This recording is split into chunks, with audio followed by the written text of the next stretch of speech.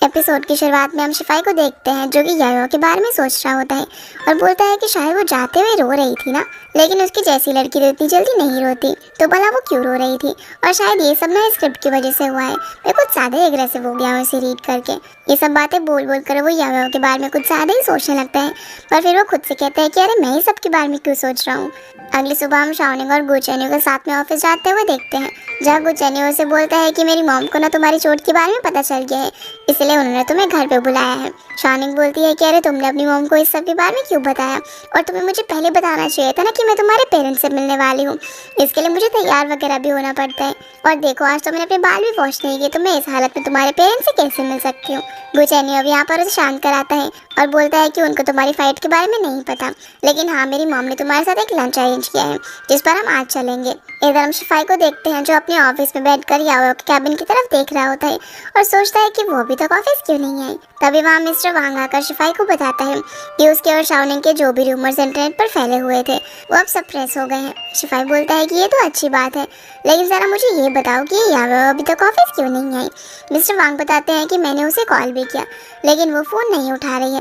जो सुनकर शिफाई बोलता है कि यार ऐसे कैसे वो फ़ोन नहीं उठा रही है, उसे बार बार कॉल करो और पता करने की कोशिश करो कि आखिर क्या बात है। अब वो सीधा शाओनिंग के पास याओ के बारे में पता लगाने के लिए पहुंच जाता है, जब वो उससे पूछता है कि आखिर ये याओ आज ऑफिस क्यों नहीं आई, ना ही वो फ़ोन उठा रही है।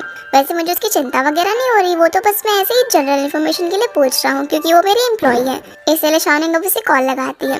शाम वो उसे धीरे से बोलती है कि अरे मिस्टर शिफाई मेरे कैबिन में आए हुए हैं और तुम आज ऑफिस में क्यों नहीं आई हो, मिस्टर शिफाई तुम्हारे बारे में पूछ रहे हैं। याओ कहीं पर जाने के लिए पैकिंग कर रही होती है और वो शाओनिंग से बोलती है कि मिस्टर शिफाई आखिर ये कौन है, मैं तो ऐसे किसी भी इंसान को नहीं जानती, और मैं तो वर्ल्ड टूर करने के लिए जा रही हूँ, पता नहीं मैं कब वापस आऊंगी, एक दिन, एक महीने या फिर एक साल। इसलिए शाओनिंग मैं तुमसे बाद में मिलूंगी, ये बोलकर कॉल कट कर देती है। शाओनिंग अब जब ये सारी बात शिफाई को बताती है तो बोलता है कि अरे वो ऐसे कैसे जा सकती है, क्या उसके अंदर रिस्पॉन्सिबिलिटी नाम की कोई चीज़ नहीं है। तो शाओनिंग बोलती है कि मिस्टर शिफाई आप खुद ही याओ से बात क्यों नहीं कर लेते, जो सुनकर वो बेचारा चुपचाप यहाँ से चला जाता है। जिसके बाद हम गुचेन्यू को उसके ऑफिस में काम करता हुआ देखते हैं। तभी वहाँ पर यनरन आकर जब उसके कंप्यूटर पर लव नोट लगे हुए देखती है तो वो थोड़ी अपसेट हो जाती है और गुचेन्यू से बोलती है कि तुमने शिफाई और शाओनिंग का मैटर काफ़ी अच्छे से हैंडल किया। हालांकि इस सब के पीछे मुझे ही ब्लेम किया जा रहा है कि मैंने ऑडियंस को ठीक से हैंडल नहीं किया, पर इस सब में मेरा कोई भी हाथ नहीं था। गुचेन्यू उससे पूछता है कि इंटरव्यू वाले दिन मिस तांग यहाँ पर क्या कर रही थी, तो यनरन नर्वस होकर उसे बोलती है कि वो ज़रूर ना यहाँ पर अपना बदला लेने के लिए आई होगी क्योंकि उसे सेकंड फीमेल लीड का रोल नहीं मिला और ज़रूर उसे इंटरव्यू के बारे में किसी से पता चल गया होगा। फिर वो गुचेन्यू को लीड की टीम के साथ एक डिनर रखने के लिए बोलती है जहाँ पर सभी लोग ग्रुप टी शर्ट पहनकर अपने प्रोजेक्ट को प्रमोट करेंगे। गुचेन्यू से कहता है कि जैसे तुम्हें ठीक लगे वैसा करो, तो यनरन बोलती है कि मैं सभी को ग्रुप ईमेल भेज दूंगी। फिर वो उसे अपने साथ लंच पर चलने के लिए बोलती है, पर गुचेन्यू उसे बताता है कि वो शाओनिंग के साथ अपने पेरेंट्स के यहाँ पर लंच करने के लिए जा रहा है, और वो उसे ये भी बताता है कि शाओनिंग मेरा और अपना रिलेशनशिप ऑफिस के अंदर सीक्रेट रखना चाहती है एंड आई होप कि तुम भी इस बात को सीक्रेट रखोगी। इधर हम गुचेन्यू की मॉम को देखते हैं जो कि शाओनिंग से मिलने के लिए काफ़ी तैयारियां कर रही होती है। वो शियोन को भी जाकर नहाने के लिए बोलती है और उसे बताती है कि आज शाओनिंग घर पर आ रही है उनसे मिलने के लिए। शाओनिंग का नाम सुनकर शियोन उन लोगों को बताने लगता है कि कैसे उसकी वजह से पूरी कंपनी में बवाल मचा हुआ है और उसने यनरन को बुली भी किया था, यहाँ तक कि उसकी और शिफाई के काफ़ी सारे ऑनलाइन रूमर्स भी फैले हुए हैं और अब वो गुचेन्यू को पटा रही है। डैड भी जब इन सारे रूमर्स को पढ़ते हैं तो उन्हें इस पर यकीन होने लग जाता है, लेकिन मॉम बोलती है कि कोई बेवकूफ़ी इन सब रूमर्स पर यकीन करेगा, या उस लड़की से मिली हो वो तो बहुत ही क्यूट और प्यारी है। दूसरी ओर शाओनिंग गुचेन्यू के पेरेंट्स से मिलने के लिए इंटरनेट पर काफ़ी सारी ट्रिक्स पढ़ती है और उन्हें अप्लाई भी करने की कोशिश करती है। वो यहाँ पर गुचेन्यू के साथ प्रैक्टिस कर रही होती है कि वो कैसे उसके पेरेंट्स से मिलेगी, पर गुचेन्यू उसकी इन सब में ठीक से मदद नहीं करता और फिर उसे परेशान देखकर समझाने लगता है कि तुम चिंता मत करो, तुम जैसे ही हो वैसे ही रहना एंड आई एम श्योर कि मेरी फैमिली भी तुम्हें पसंद करेगी। अगले सीन में ये दोनों गुचेन्यू के घर पर होते हैं जहाँ पर लंच करते वक्त सभी लोग एकदम शांत बैठे हुए थे। तभी गुचेन्यू की डैड शाओनिंग से पूछता है कि तुम हमारी कंपनी में काम करती हो, तो शाओनिंग बताने लगती है कि हाँ मैं गुचेन्यू की असिस्टेंट हूँ। उसके डैड बोलते हैं कि तुम तो सेकंड फीमेल लीड का रोल भी कर रही हो ना, और तुम्हारा और शिफाई का क्या रिश्ता है। इस पर शाओनिंग के कुछ जवाब देने से पहले ही गुचेन्यू बोल देता है कि इंटरनेट पर जो भी बातें हो रही है वो सब सिर्फ रूमर्स और सच्चाई के बारे में मैं जानता हूँ। अब यहाँ पर उसके और उसके डैड में काफ़ी बहस होने लग जाती है और उसके डैड उसे कहते हैं कि तुम्हें अपना प्रॉमिस याद है ना। इससे पहले कि गुचेन्यू कुछ बोल पाता शाओनिंग बोल देती है कि मुझे और गुचेन्यू को डबिंग करना बहुत ज़्यादा पसंद है। तो उसके डैड बोलते हैं कि हमारे घर में एक ही वॉइस एक्टर काफ़ी है और अगर तुम्हें हमारी फैमिली का हिस्सा बनना है तो तुम्हें वॉइस एक्टिंग छोड़नी पड़ेगी। जिस पर गुचेन्यू कहता है कि ऐसा नहीं होगा, इसीलिए फिर से उसके डैड और उसमें काफ़ी बहस हो जाती है और उसके डैड उठकर यहाँ से चले जाते हैं। तो मॉम डैड को देखने के लिए जाती है और शियोन भी यहाँ से नाराज़ होकर चला जाता है। इस वजह से शाओनिंग काफ़ी सैड होती है कि उसका पहला इंप्रेशन गुचेन्यू की फैमिली के सामने अच्छा नहीं रहा। गुचेन्यू से बोलता है कि डैड तो हमेशा से ही ऐसे हैं, लेकिन मेरी मॉम को तुम काफ़ी ज़्यादा पसंद हो। जो सुनकर शाओनिंग खुश हो जाती है और उसे बोलते हैं कि तुम्हारे डैड को वॉइस एक्टिंग इंडस्ट्री के बारे में काफ़ी गलतफहमियां हैं, पर मुझे लगता है कि ये सब आगे जाके ठीक हो जाएगा और वो तुम्हें ज़रूर सपोर्ट करेंगे। जिस पर गुचेन्यू हाँ बोलता है और फिर वो शाओनिंग को अच्छे से रिकॉर्डिंग करने के लिए बोलता है। तो शाओनिंग जाते जाते उसे किस कर देती है, जिस वजह से वो भी काफ़ी खुश हो जाता है। इधर मॉम डैड को समझाने के लिए जाती है कि आखिर वो गुचेन्यू के साथ कब तक ऐसे बिहेव करते रहेंगे, पर डैड अभी भी काफ़ी नाराज़ थे। तो मॉम उन्हें एक डिश देकर चली जाती है जो कि शाओनिंग उनके लिए लेकर आई थी। पहले तो वो उसे नहीं खाते, लेकिन जब वो उसे खाते हैं तो वो उन्हें काफ़ी पसंद आती है। दूसरी ओर जब शाओनिंग रिकॉर्डिंग फिनिश करती है तब एडिटर उसे बताता है कि उसने काफ़ी इम्प्रूव किया है। तो शाओनिंग बताती है कि रिसेंटली वो मुंबई के साथ काम कर रही है, इसी वजह से उसने उससे काफ़ी चीज़ें सीखी हैं। तभी उसके फ़ोन में मैसेज आता है जहाँ वो देखती है कि सभी लोग ग्रुप के अंदर डिनर पर जाने की बात कर रहे होते हैं, लेकिन उसे अभी तक डिनर इन्विटेशन का मेल नहीं आया होता है। इसके बाद हम गुचेन्यू को मिस्तान के पास देखते हैं जहाँ उसने उसके बारे में कुछ इन्फॉर्मेशन निकलवाई थी, जिसे जब वो मिस्तान को दिखाता है तो वो उसे बोलती है कि क्या तुम मुझे ब्लैकमेल कर रहे हो। तब गुचेन्यू उसे बोलता है कि बिल्कुल भी नहीं, मैं तो सिर्फ इस सब के बदले चाहता हूँ कि तुम मुझे सच बताओ। मिस्तान बोलती है कि शाओनिंग ने भी मेरी मदद की थी, इसलिए इसके बदले में मैं भी उसकी हेल्प कर सकती हूँ। वो यहाँ पर उसे सच्चाई बता देती है और उसे वो कार्ड भी वापस कर देती है जो कि यनरन ने उसे दिया था। इधर जब शाओनिंग अपने कैबिन में जाती है तो उसे वहाँ पर एक ड्रेस मिलती है जो देखकर वो सोचती है कि ज़रूरी गुचेन्यू ने ही उसके लिए रखी होगी, इसलिए वो उसे पहनकर पार्टी में जाने के लिए तैयार हो जाती है। इधर पार्टी में सभी लोग गुचेन्यू और शाओनिंग का ही वेट कर रहे थे और वो लोग शाओनिंग के बारे में बातें बनाने लग जाते हैं कि वो अपने आप को पता नहीं क्या समझ रही है और वो अभी तक पार्टी में नहीं आई। पर जैसे ही शाओनिंग यहाँ पर आकर सभी को टी शर्ट पहने हुए देखती है तो वो हैरान हो जाती है और सभी लोग फिर से उसके बारे में बातें बनाने लग जाते हैं कि शिफाई तो आज यहाँ पर नहीं आ रहा, तो भला वो किसे इम्प्रेस करने के लिए आई है। जिस पर वो लोग कहते हैं कि ज़रूर गुचेन्यू को इम्प्रेस करने के लिए वो इस तरह से बनकर आई है। यनरन उसे कहती है कि मैंने सुना है कि आजकल तुम काफ़ी अच्छे परफॉर्म कर रही हो, इसलिए वो उसके लिए सेलिब्रेट करने के लिए एक टोस्ट रेज करती है। उसी वक्त यहाँ पर गुचेन्यू आ जाता है जो कि सब कुछ देख लेता है और वो शाओनिंग का हाथ पकड़कर उसे यहाँ से ले जाता है, जो देखकर बेचारी यनरन अपसेट हो जाती है क्योंकि वो तो शाओनिंग की बेइज्जती करना चाहती थी लेकिन उसकी खुद की बेइज्जती हो गई थी। जिसके बाद हम शिफाई को क्लब में ड्रिंक करता हुआ देखते हैं जहाँ उसके पास एक लड़की आती है उसके साथ ड्रिंक करने के लिए, पर वो उसे यहाँ से भेज देता है। तभी हम यायो को देखते हैं जो कि शिफाई की तरफ ही देख रही थी और शिफाई भी उसे देख लेता है तो वो अपने बाल ठीक करके उसके पास जाता है जहाँ वो देखता है कि वो तो किसी फॉरेनर के साथ है। वो उसका हाथ पकड़कर उसे साइड में लेकर जाता है और उसे बोलता है कि क्या इस तरह से तुम दुनिया घूमने के लिए गई हुई हो।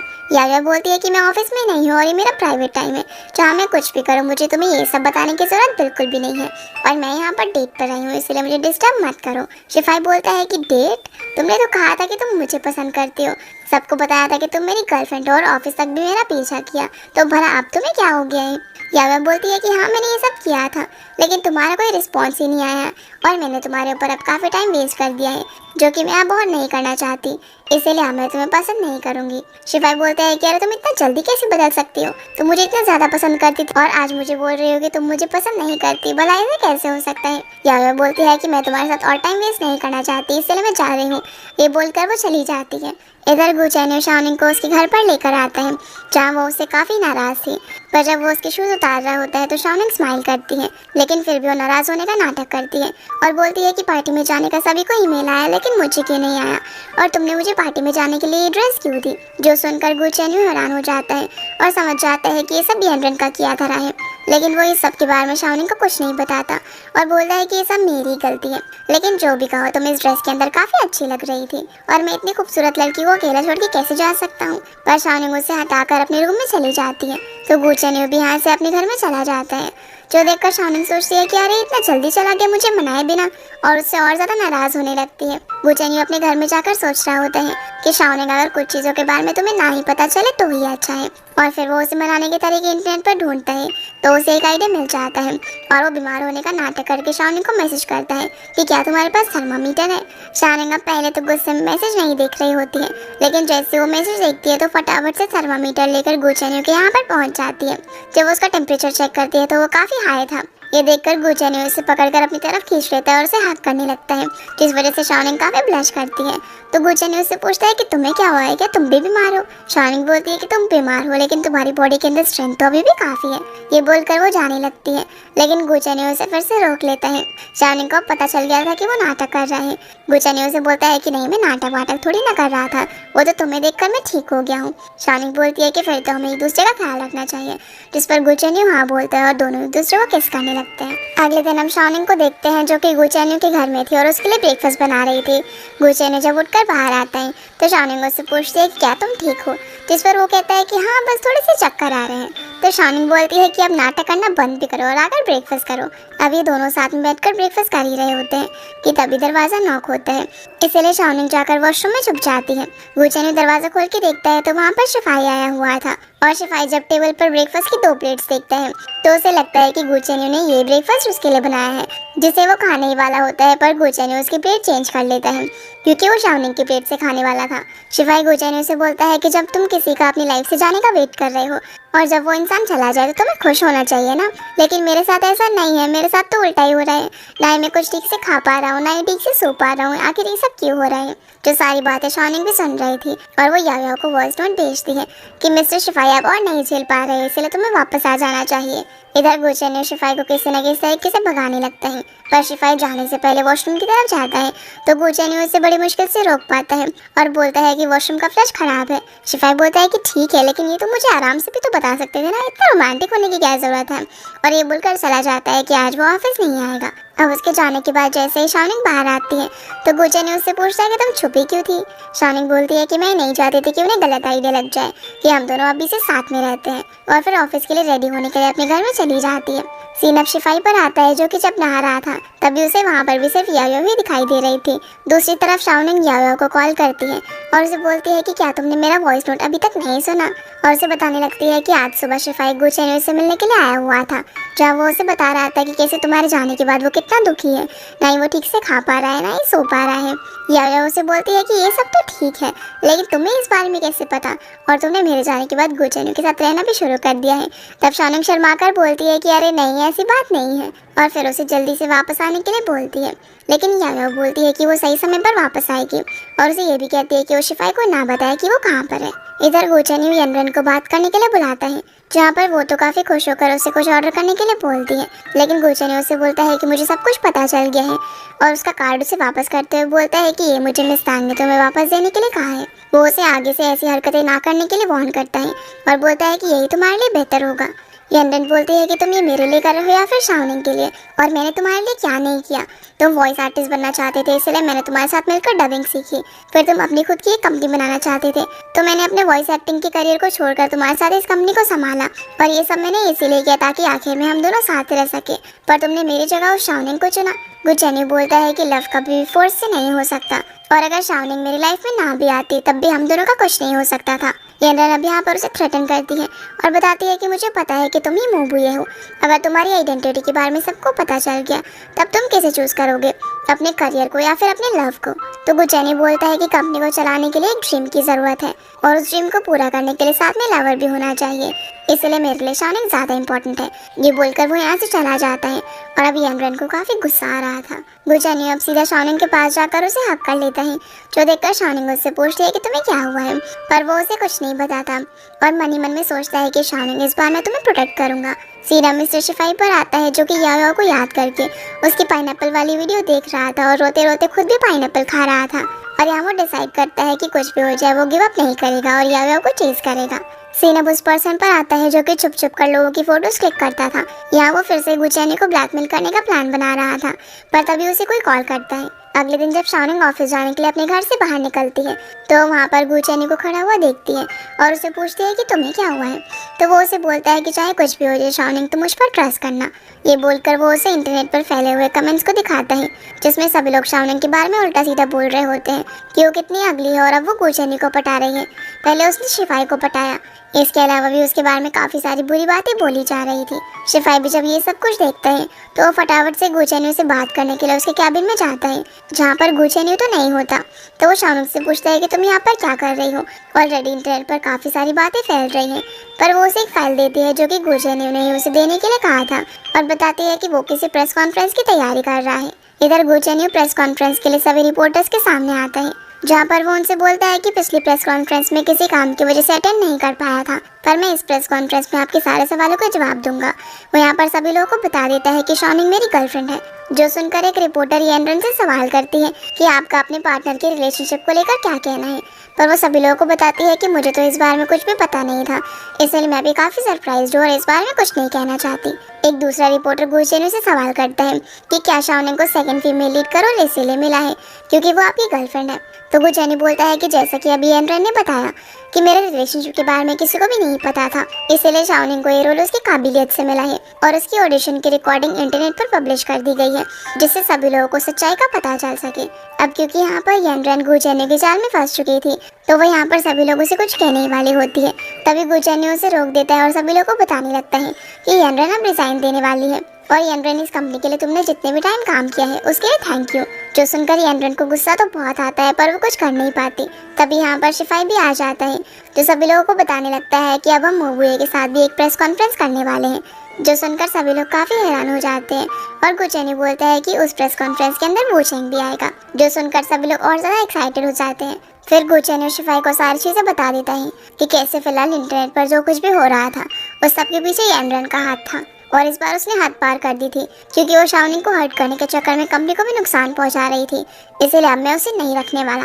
शिफाई बोलता है कि वो स्कूल टाइम में भी ऐसी ही थी, अगर उसे कोई चीज़ नहीं मिलती थी तो वो उसे डिस्ट्रॉय कर देती थी। खैर जो कुछ भी हो, मैं यही चाहूँगा कि हम लोग फिर भी दोस्त बने रहें। अगले सीन में हम गुचेन्यू और शाओनिंग को साथ में घर पर देखते हैं, जहाँ पर शाओनिंग काफ़ी खुश थी क्योंकि अब उसे गुचेन्यू और अपना रिलेशनशिप ऑफिस में छुपाने की जरूरत नहीं पड़ेगी। दूसरी ओर हम येनरन को हॉस्पिटल में देखते हैं, जहाँ वो अपने पास कॉल करके शियोन को बुलाती है और उसके सामने नाटक करते हुए बोलती है कि मैं कंपनी से रिजाइन कर रही हूँ क्योंकि मेरी शाओनिंग की वजह से तुम्हारे भाई से बहस हो गई थी और इसी सब की वजह से मैं बेहोश भी हो गई थी, और प्लीज़ ये सारी बातें आंटी और अंकल को मत बताना। शियोन बोलता है कि तुम चिंता मत करो, मैं शाओनिंग को नहीं छोड़ूंगा। जो सुनकर येनरन काफ़ी खुश हो रही थी। अगले दिन हम गुचेन्यू और शाओनिंग को साथ में देखते हैं, जहाँ पर गुचेन्यू उसे ऊपर जाकर रेडी होने के लिए बोलते हैं क्योंकि आज लीड की प्रेस कॉन्फ्रेंस होने वाली थी और गुचेन्यू उसमें मोबुए बनकर आने वाला था, लेकिन शाओनिंग थोड़ी नर्वस हो रही थी, तो गुचेन्यू उसे परेशान होने से मना करता है और फिर वो चला जाता है। शाओनिंग भी अब जब जा ही रही होती है, तभी उसे याओ का कॉल आता है जो कि घर पर वापस आ गई थी। तो शाओनिंग उसे बताती है कि वो उसे प्रेस कॉन्फ्रेंस के बाद ज़रूर मिलेगी, जिसके बाद शिफाई शाओनिंग से पूछता है कि क्या वो रेडी हो गई है। तो शाओनिंग बोलती है कि हाँ, लेकिन मैं थोड़ी सी वरीड हूँ। तो शिफाई बोलता है कि आखिर तुम्हें चिंता करने की क्या ज़रूरत है, वहाँ पर मोबुए भी तो आएगा। शाओनिंग बोलती है कि हाँ, आप सही कह रहे हो क्योंकि मोबुए इतना हैंडसम जो है, यहाँ पर वो उसकी काफ़ी तारीफ करने लगती है। शिफाई बोलता है कि मैं सिर्फ याओ की वजह से तुम्हें बख्श रहा हूँ। तो शाओनिंग बोलती है कि आखिर मेरी याओ आपके लिए इतनी इंपॉर्टेंट कब से हो गई। वैसे मेरी मदद करने के लिए थैंक्स, और इसके बदले में मैं आपको एक एक्सक्लूसिव न्यूज़ बताना चाहती हूँ कि याओ घर पर आ गई है। जो सुनकर शिफाई फटाफट से वहाँ से जाने लगता है, पर शाओनिंग उसे रोकती है और बोलती है कि अब याओ घर पर आ गई है, वो कहीं नहीं जा सकती, लेकिन आपके बिना प्रेस कॉन्फ्रेंस नहीं हो सकती। तो शिफाई बोलता है कि हाँ, तुम ठीक कह रही हो, और प्रेस कॉन्फ्रेंस के लिए जाने लगता है। शाओनिंग भी ऊपर की तरफ जा रही होती है, तभी उसे येनरन मिलती है, जो उसे पूछती है कि शाओनिंग तुम कैसी हो। तो शाओनिंग बोलती है कि मैं बिल्कुल ठीक हूँ क्योंकि अब मैं गुचेन्यू के साथ रह सकती हूँ। तो येनरन कहती है कि तुम्हें क्या लगता है कि तुम जीत गए, ज़्यादा उड़ो मत क्योंकि मैं तुम्हें कभी भी जीतने नहीं दूंगी। ये बोलकर यहाँ से जाने लगती है। इसके बाद हम देखते हैं कि प्रेस कॉन्फ्रेंस शुरू होती है और जैसे ही मोबुए वहाँ पर आता है तो उसे देखकर उसके सभी फैंस काफ़ी खुश हो जाते हैं। एंकर अब यहाँ पर उसके फैंस के भेजे गए सवालों को पूछना शुरू करता है, जिनमें से सबसे पहला उसकी गर्लफ्रेंड के बारे में था। तो बताने लगता है कि कैसे वो अपनी गर्लफ्रेंड को हमेशा प्यार करेगा और चाहे कुछ भी हो उससे प्रोटेक्ट करेगा। एंकर फिर उससे अगला सवाल पूछता है कि ऑडियंस में से उसे किस टाइप की लड़की पसंद है। तो वो यहाँ पर बता देता है कि उसकी गर्लफ्रेंड भी ऑडियंस में ही मौजूद है, जो सुनकर सभी लोग काफ़ी ज़्यादा एक्साइटेड हो जाते हैं। होस्ट उसे बोलता है कि मोबुए तो हमेशा अपनी लाइफ को प्राइवेट रखता है, तो भला आज आप हमें ये सारी बातें क्यों बता रहे हैं। जिस पर वो जवाब देता है कि मैं आज अपनी गर्लफ्रेंड को बताना चाहता हूँ कि मैं उससे कितना प्यार करता हूँ, और मेरी जो गर्लफ्रेंड है वो लीड के अंदर भी डबिंग कर रही है, पर उस सीरियल के अंदर उसे गलत बंदे से प्यार हो गया है, लेकिन रियल लाइफ में उसे अपना मिस्टर राइट मिल गया है। ये सब बोलते बोलते वो शाओनिंग के पास जाता है और उसे थैंक यू बोलता है उसकी वॉइस को पसंद करने के लिए। वो उसे अपना हाथ आगे बढ़ाता है, तो शाओनिंग उससे पूछती है कि क्या तुम श्योर हो, जिस पर गुचेन्यू हाँ बोलता है। तो शाओनिंग भी उसे अपना हाथ देती है और फिर गुचेन्यू उसे लेकर स्टेज पर आता है। ये सब देखकर येनरन काफ़ी ज़्यादा जेलस हो रही होती है। फिर गु चेन्यू शाओनिंग से कहता है कि तुम जब तक मेरी लाइफ में नहीं आई थी तब तक मैंने कभी नहीं सोचा था कि मैं ऐसी हरकतें करूँगा। वो उसे थैंक्स बोलता है उसे इतना करेज देने के लिए कि वो ये सब कर पा रहा था, और फिर वो उसके हाथ से अपना मास्क हटाने लगता है, जिसके लिए शाओनिंग तो उसे मना करती है, लेकिन वो बोलता है कि मुझ पर ट्रस्ट करो, और फिर वो अपना मास्क हटा देता है, जिसे सभी लोग पहली बार देखकर काफ़ी ज़्यादा हैरान हो जाते हैं और बहुत ज़्यादा खुश भी। और ये दोनों यहाँ पर एक दूसरे को पसंद करने के लिए थैंक्स बोलते हैं और फिर हग करते हैं। अब क्योंकि यहाँ पर गु चेन्यू ने खुद ही अपनी मुंबुए वाली आइडेंटिटी रिवील कर दी थी, तो बेचारी यनरन के पास और कोई रास्ता नहीं बचा था। अब देखते हैं कि वो आगे क्या करेगी, जिसके बाद शिफाई सीधा याओ से मिलने के लिए पहुंच जाता है, पर वो उसे देखकर दरवाजा बंद करने लगती है, लेकिन वो किसी तरह से उसे रोक लेता है। याओ उससे पूछते है कि तुम्हें कैसे पता कि मैं वापस आ गई हूँ, क्या तुम मेरा पीछा तो नहीं कर रहे? तो बोलता है कि अरे नहीं नहीं, शाओनी ने मुझे बताया, इसलिए मैं तुम्हें देखने के लिए आ गया। याओ कहती है कि अच्छा आप देख लेना, तो चलो जाओ यहाँ से। ये बोलकर वो जबरदस्ती दरवाजा बंद करने लगती है, जिस वजह से शिफाई के पैर में लग भी जाती है। ऐसा करने से याओ को थोड़ा बुरा तो लगता है, लेकिन फिर वो खुद को कंट्रोल करती है और बोलती है कि अगर मुझे उसे पाना है तो ये सब करना ही पड़ेगा। इधर गु चेन्यू के डैड जब टीवी पर ये चीज़ देखते हैं कि गु चेन्यू ने अपनी मुंबुए वाली आइडेंटिटी सबके सामने रिवील कर दी है, तो वो इस बात पर काफ़ी ज़्यादा भड़क जाते हैं। शियोन बोलता है कि ये सब ना और शाओनिंग की वजह से हो रहा है, तो मॉम उसे चुप कराकर वहाँ से भेज देती है। डैड अब मॉम को फटाफट से गु चेन्यू को कॉल लगाकर घर पर आने के लिए बोलते हैं, तो मॉम बोलती है कि मैं उसे कॉल वॉल नहीं करने वाली हूँ, उसने अभी अभी शाओनिंग के सामने अपना लव कन्फेस किया है, उन्हें थोड़ा टाइम साथ में स्पेंड करने दो, और अगर तुम्हें बात करनी है तो उसे खुद ही कॉल कर लो। जो सुनकर डैड चुप हो जाते हैं। मॉम बोलती है कि गु चेन्यू ना हमेशा अपनी फीलिंग्स छुपाते रहता था, बिल्कुल तुम्हारी तरह, लेकिन शाओनिंग के आने से देखो वो कितना बदल गया है, कितने ड्रामेटिकली उसने शाओनिंग के लिए अपना लव कन्फेस किया। मुझे तो ये देखकर काफ़ी अच्छा लग रहा है, और अब वो दूसरों की भी केयर करने लगा है, इसलिए मुझे अब वाला गु चेन्यू ज़्यादा पसंद है। दूसरी ओर जब शाओनिंग और गु चेन्यू साथ में घर आते हैं, तब याओ शाओनिंग को गु चेन्यू से छीन कर ले जाने लगती है और अंदर आकर उसे बोलने लगती है कि वहाँ क्या प्रपोजल था। गु चेन्यू ने तो काफ़ी बोल्ड वे में सभी के सामने अपना लव कन्फेस कर दिया, इस वजह से काफ़ी लड़कियों के दिल टूटे होंगे और वो तो अब एक आइडियल बॉयफ्रेंड बन गया है। शाओनिंग उससे पूछती है कि ऑडियंस का रिएक्शन कैसा है, तो याओ उसे बताती है कि काफ़ी लोग तो तुम्हें सपोर्ट कर रहे हैं, लेकिन काफ़ी लोग अभी भी जेलस हैं। फिर वो उसे बोलती है कि एक क्यूट गर्ल को उसके आइडल ने प्रपोज किया, वाह क्या लव स्टोरी है, अब मैं इस पे कहानी लिखूंगी। अगले सीन में हम शाओनिंग को गु चेन्यू के साथ उसके घर पर देखते हैं, जहाँ पर ये दोनों मूवी देख रहे थे, पर मूवी देखते देखते शाओनिंग उस एक्टर की कुछ ज़्यादा ही तारीफ की जा रही थी कि वो कितना हैंडसम और क्यूट है, जो देखकर गु चेन्यू जेलस होने लगता है और उसे फ्रूट्स लाने के लिए बोलता है। जब शाओनिंग फ्रूट्स ला रही होती है तो वो उसके क्लोज जाकर उससे पूछता है कि क्या मैं हैंडसम हूँ, जो सुनकर शाओनिंग हंसने लगती है और बोलती है कि गु चेन्यू तुम इतने क्यूट क्यों हो और तुम उस एक्टर से जेलस क्यों फील कर रहे हो। गु चेन्यू अब यहाँ पर उसे उठा लेता है, लेकिन शाओनिंग को फ्रूट्स वॉश करने थे, इसीलिए गु चेन्यू भी उसके साथ साथ फ्रूट्स को वॉश करता है। सीन अब याओ पर आता है, जो कि शाओनिंग और गु चेन्यू की लव स्टोरी लिख रही होती है। इसके बाद हम फिर से शाओनिंग और गु चेन्यू को देखते हैं, जहाँ पर जब गु चेन्यू शाओनिंग के बाल सुखा रहा होता है, तभी वो उसे किस करने लगता है, तो शाओनिंग भी उसे किस करती है। अगले दिन हम शिफाई को देखते हैं, जो कि फिर से याओ के पास पहुंच जाता है। वो उससे पूछता है कि तुम क्या कर रही हो, तो वो बताने लगती है कि वो गु चेन्यू और शाओनिंग पर स्टोरी लिख रही है, ताकि वो उनके हेटर्स को दूर भगा सके। शिफाई बोलता है कि मैं भी कुछ ऐसा ही काम कर रहा हूँ, क्योंकि कंपनी में इस सब की बात काफी मैस मचा हुआ है, इसलिए वो उसकी मदद मांगता है, तो याओ मान जाती है। ये दोनों अब कपल ड्रेस पहनकर फोटोशूट करवाने के लिए जाते हैं, जहाँ पर जब वांग आता है तो शिफाई उसे कुछ चीजें लिखने के लिए बोलता है, जैसे कि Yao you are so sweet novel की स्क्रिप्ट राइटर है। फिर वो उसे बोलता है कि मैं और याओ एक दूसरे को काफी टाइम से जानते हैं और हम दोनों रिलेशनशिप में हैं। साथ ही वो ये भी बोलता है कि मैं ही वू चेंग हूँ, फेमस वॉइस एक्टर, और ये सारी चीजें मिस्टर वांग को पब्लिश करने के लिए बोलता है, जो सब सुनकर वो खुद भी हैरान रह जाता है। फिर हम शाओनिंग को देखते हैं, जिसे गु चेन्यू ऑफिस ड्रॉप कर रहा था और वो खुद अपने डैड के कहने पर घर पे बात करने के लिए जा रहा था, तो शाओनिंग उसे डैड से आर्ग्यूमेंट करने से मना करती है और बोलती है कि हम उन्हें मनाने का कोई ना कोई तरीका जरूर ढूंढ लेंगे। दूसरी ओर हम शियोन को देखते हैं, जो कि यनरन को अपने घर पर लेकर आ रहा था। यनरन बोलती है कि अगर तुम्हारे भाई ने मुझे घर पर देख लिया तो वो नाराज होगा। शियोन बोलता है कि अरे तुम दोनों दोस्त हो, अगर शाओनिंग तुम्हारे बीच में नहीं आती तो क्या तुम दोनों ऐसे ही रहते, इसलिए इतनी चिंता मत करो, और वैसे भी तुम्हारी तबीयत ठीक नहीं है, इसलिए यहीं पर आकर रहो। इधर गु चेन्यू जैसे ही घर पर आता है तो उसके डैड उससे पूछते हैं कि तुमने यनरन को जॉब से क्यों निकाला।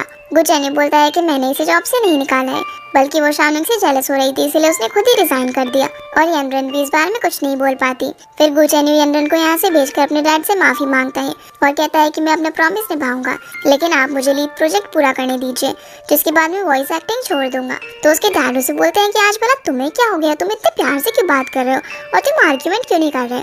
तो वो उन्हें बोलता है कि मैंने शाओनिंग से प्रॉमिस किया है कि मैं आज आपसे आर्ग्यूमेंट नहीं करूंगा। उसके डैड बोलते हैं कि अच्छा, हमारा इतने समझाने का कोई फायदा नहीं हुआ, और एक लड़की की बात तुम इतने अच्छे से मान रहे हो।